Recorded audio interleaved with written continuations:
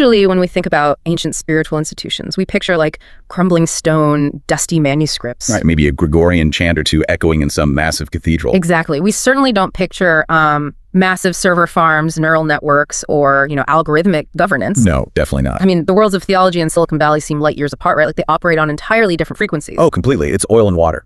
But what happens when ancient spiritual wisdom collides head-on with artificial intelligence and the global tech monopolies that actually control it? Well, you get something pretty unprecedented. You really do. So in his landmark debut encyclical, Magnifica Humanitas, or Magnificent Humanity, Pope Leo IV establishes a new moral framework for the digital age.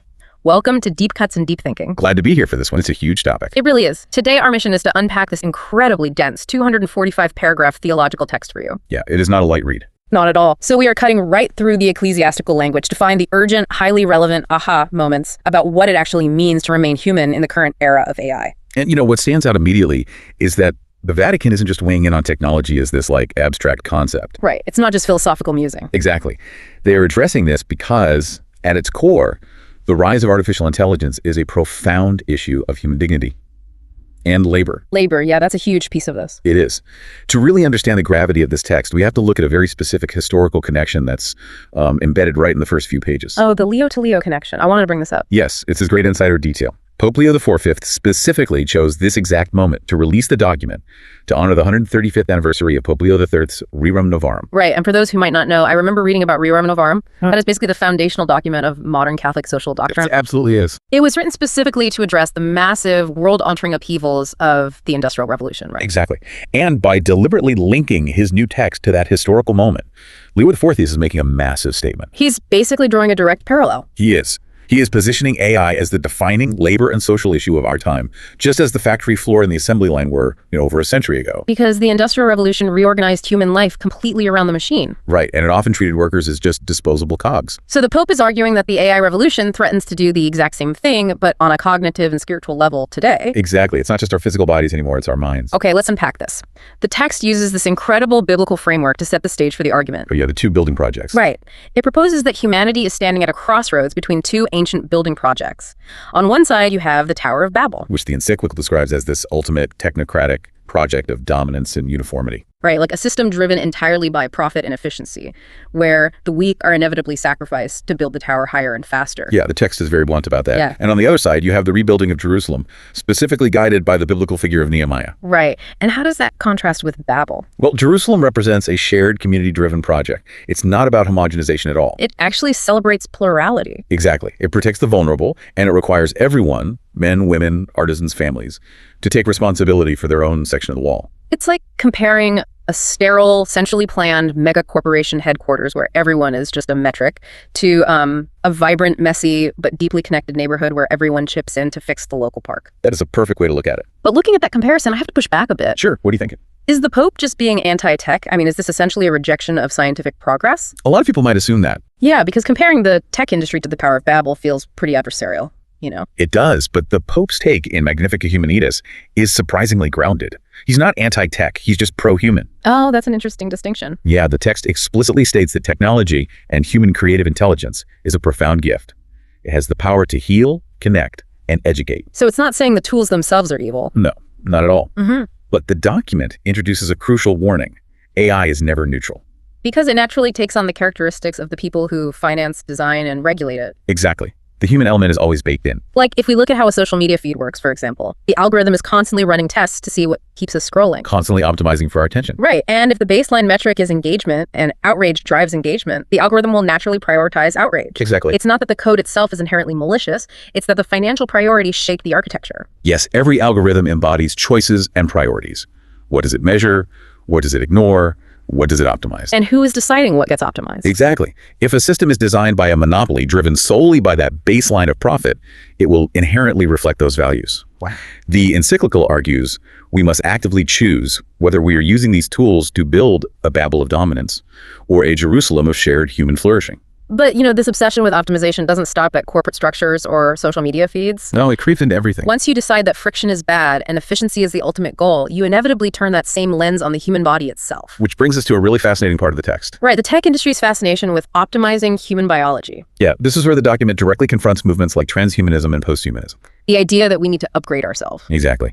These are the underlying philosophies in many tech hubs that view human beings as incomplete projects needing to be, upgraded or fixed. So in this view, human limitations like aging, fatigue, or even just emotional volatility are seen as mere defects to be engineered away. Right, through neural implants or genetic enhancement or whatever comes next. Here's where it gets really interesting, though, because humans naturally want to cure disease and reduce suffering, right? Of course. That's a fundamental human drive. Isn't that the whole point of medicine? If you look at the incredible medical breakthroughs happening today, isn't that exactly what AI is helping us do? Yes, and the document acknowledges that. So where does the encyclical draw the line between healing someone and this dangerous optimization? That distinction is, it's one of the most philosophically rich parts of the text. Alleviating suffering is framed as a profound moral good. Okay, so healing is good. Healing is great, but trying to eliminate our fundamental human finitude, our inherent limitations, is entirely different. Wait, can you break that down a bit more? Sure. One of the most striking moments in Magnifica Humanitas is Pope Leo's insistence that our limitations like suffering, vulnerability, and aging are actually what make our humanity magnificent. They aren't defects to be corrected by algorithms. Exactly. They're the very core of what makes us human. So the argument is that if we never experience vulnerability, we never actually develop the capacity for compassion. We just become insulated. Insulated and detached, yeah. If we try to completely engineer away our limits, the document argues we would ultimately extinguish love, desire, and empathy. That is so profound. It really is. And to illustrate this deeply, the encyclical references the psychiatrist and Holocaust survivor Viktor Frankl. Oh, I've read Men's Search for Meaning. Incredible writer. Frankl noted that human beings are the creatures who invented the gas chambers of Auschwitz, but they are also the creatures who entered those chambers upright, with prayers on their lips. Wow. That juxtaposition is incredibly heavy. The text uses this historical memory to show that it is precisely within our finitude, within our most fragile, terrifying moments, that the deepest spiritual resilience and connection to others are born. So eliminating our fragility might make us more efficient, but it destroys our soul. That is exactly the point the Pope is making. And that profound need for real connection brings us to another huge danger today, the modern danger of simulated empathy. Oh, this is so relevant to the current era. Think about the devices you use every day. We now have AI chatbots that can mimic care, offer therapeutic advice, and sound incredibly loving. But an AI doesn't actually know love or pain or the exhaustion of a hard day's work. Right. It's just predicting the next most comforting word. Exactly. The encyclical warns that the real danger isn't simply that a user might be tricked into thinking a chatbot is sentient. Which people do worry about. They do, but the much deeper, quieter risk is that by surrounding ourselves with frictionless, simulated affection, we might gradually lose the very desire for messy, real, demanding human relationships. Because real relationships are hard. They are so hard. I mean, imagine you are chatting with a highly advanced companion bot. It never gets tired, it never disagrees with you, and it always centers the conversation entirely on your needs. It's the ultimate echo chamber for your ego. Exactly. But real relationships require patience, compromise, and mutual sacrifice. An algorithm just gives you exactly what you want instantly. Right. It's conditioning us to avoid the friction that actually makes us grow. And if we start treating our own human limits as bugs to be fixed, we inevitably start treating other human beings as mere data points, just cogs in an AI machine. Which brings us perfectly to the systemic issues in the text. This reduction of human beings to data points scales up massively. Into the modern AI economy. Yes. The document has a severe critique of the current digital economy. The text pulls back the curtain on the illusion of automation. Right, because we often think of AI as this purely immaterial, magical cloud of data. Just math floating in the ether. Exactly. But Magnifica Humanitas exposes the physical, heavy, dirty reality behind it.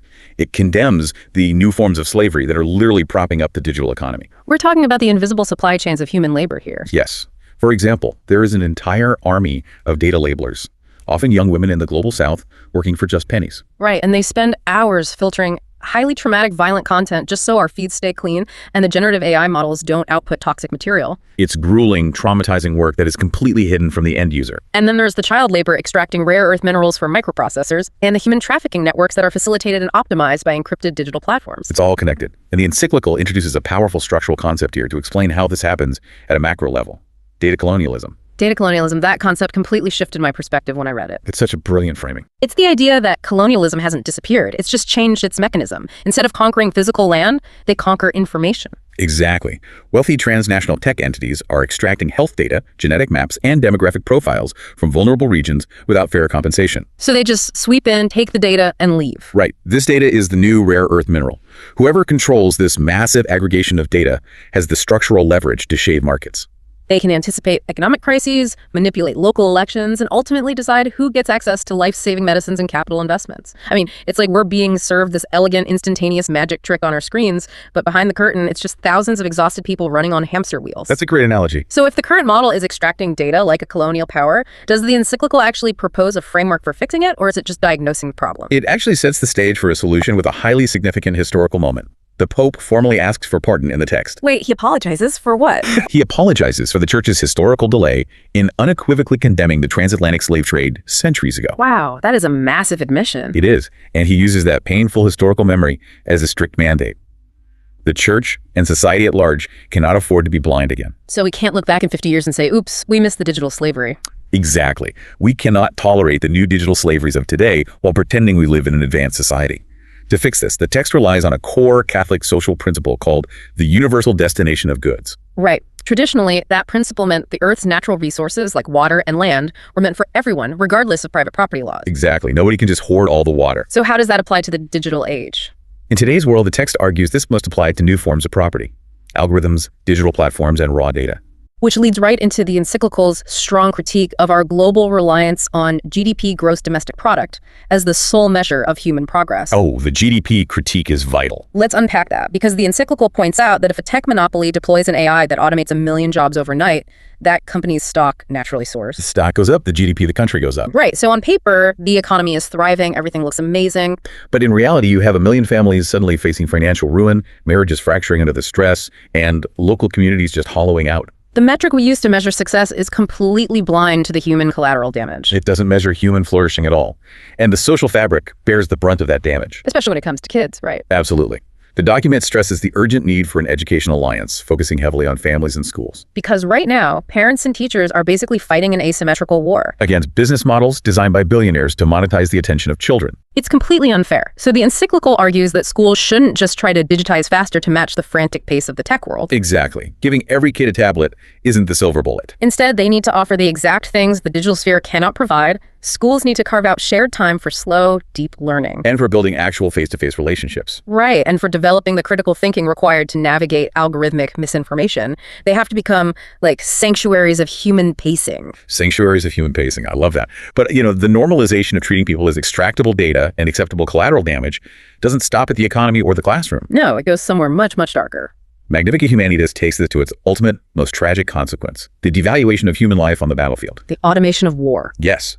The document makes a massive geopolitical statement here, declaring the traditional just war theory to be obsolete. That is a staggering shift. I mean, the just war theory has been a cornerstone of political ethics and international law for centuries. It really has. It outlines the strict conditions under which armed conflict is considered morally defensible.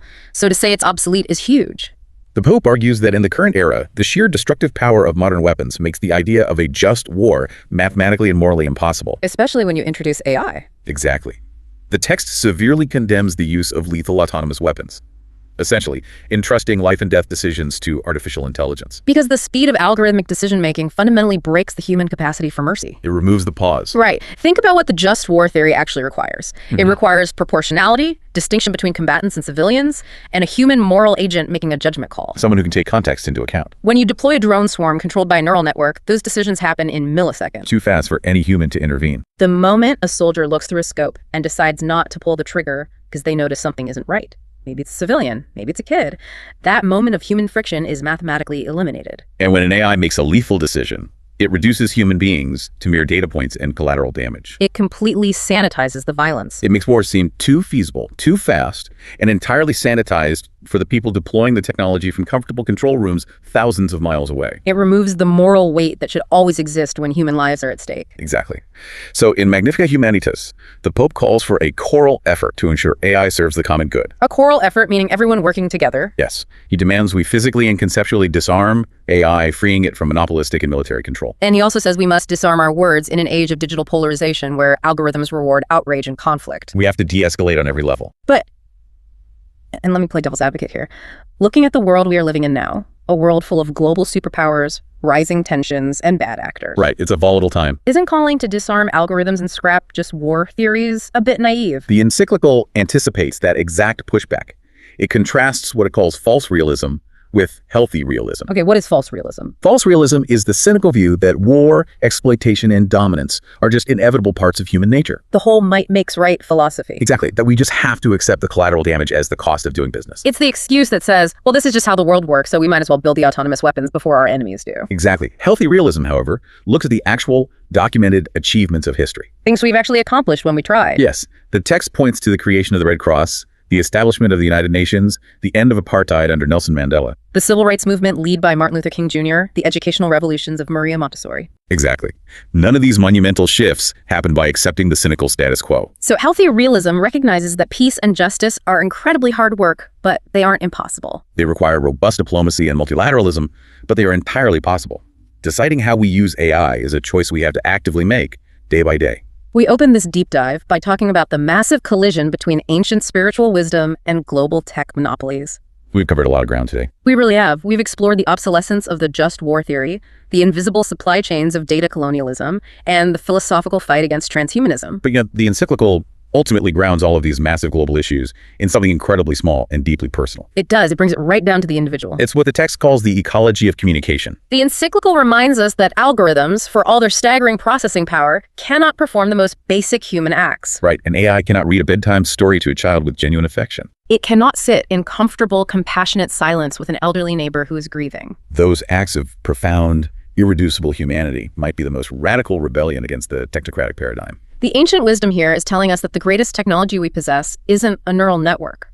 It is our capacity to love. And that capacity is born from the very limitations and vulnerabilities that Silicon Valley is trying to engineer away. It all comes full circle. It really does. So as we wrap up today's deep dive, here is something to think about as you go about your day. I love this part. We've talked extensively about how algorithms are designed to optimize away our friction and fix our limitations. Think about an area of your own life right now where you feel, inefficient. We all have them. Maybe you are a slow reader, or you take too long to process your emotions, or you are stubbornly holding on to a hobby that you frankly aren't very good at. Right, something that doesn't produce measurable value. Exactly. An algorithm would look at that inefficiency and try to optimize it, or offer you a digital shortcut. But what if that specific inefficiency is the exact thing teaching you patience? What if that flaw is the very mechanism keeping you human? If you like this episode, please support the show by liking and subscribing.